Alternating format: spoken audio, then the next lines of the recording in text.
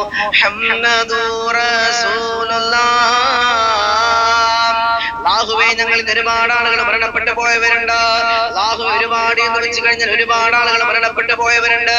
അല്ലാഹുവേ, എല്ലാവരുടെ ഖബർ ജീവിതവും നീ സുഖത്തിലാക്കി കൊടുക്കണേ അല്ലാഹ്, സന്തോഷത്തിലാക്കി കൊടുക്കണേ അല്ലാഹ്, റാഹത്തിലാക്കി കൊടുക്കണേ അല്ലാഹ്, മർഹമത്ത് നൽകണേ അല്ലാഹ്, മഗ്ഫിറത്ത് നൽകണേ അല്ലാഹ്.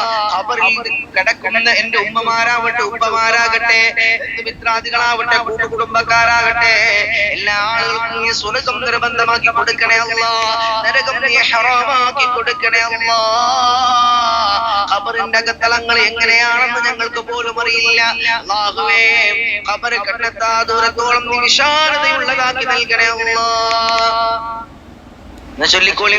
ഖബറിൽ വസിക്കും ഞങ്ങളെ പ്രിയ ഊറ്റ ഉടയോർക്കുള്ളിലെ ബദരീങ്ങളെ ബറകത്തിനാൽ സുഖം നൽകണേ യാ റബ്ബനാ.